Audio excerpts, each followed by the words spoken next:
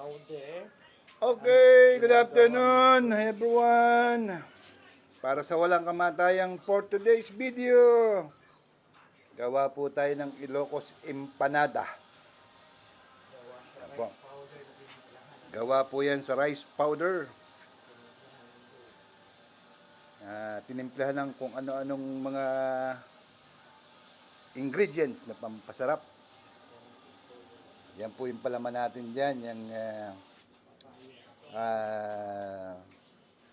longganisa, saka toge na may papaya na tinimplahan.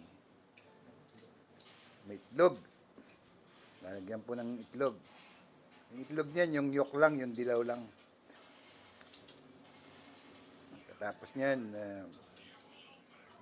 pag namasa ng ganyan, ilalagay na yung palaman.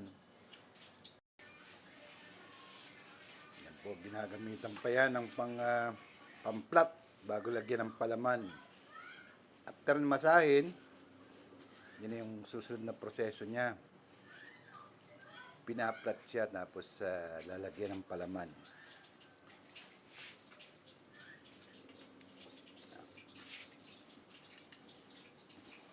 Kailangan nasa flat surface siya. Nalagyan nyo ng plastic habang pinaplat nyo para hindi dumikit.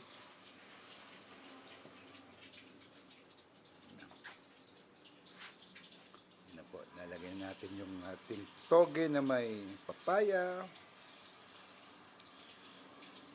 bilang palaman.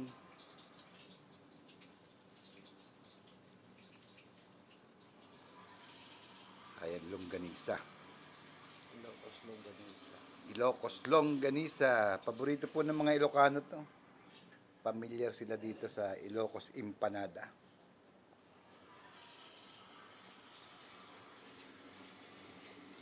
Tapos po ilalagay na po yung ano niyan, yung egg yolk. Yung dilaw ng itlog.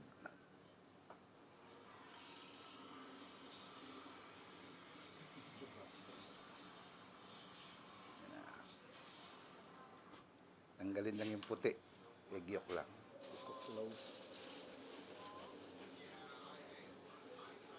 Kasi na. Roll na. Poporma mo na siya na korting empanada.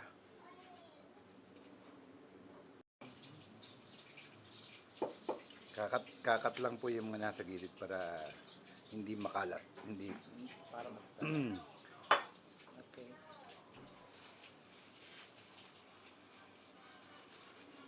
Yan, tapos ipapry na siya.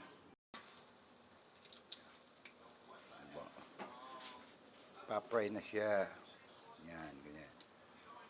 Hanggang maging crispy. Yan po siya. Tulad nung isa. Sakto po yan. Merienda and dinner.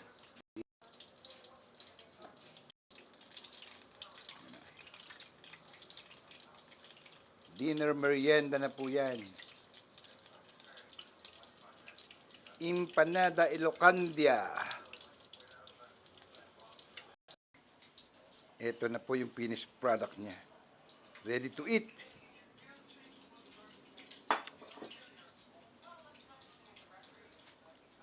Lagyan mo lang ng hot sauce. Yan, kagaya itong isa. Hot sauce lang katapat niyan. O kaya sukang Iloco na maasim na maasim. At medyo nanginginig tayo.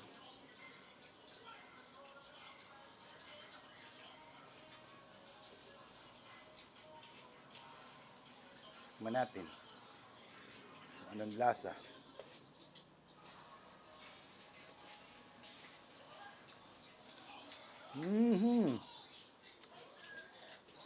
Sakto. Merienda. Merienda dinner. And that's all po. Maraming salamat. Thank you for watching. The making of Ilocandia Empanada. Thank you po.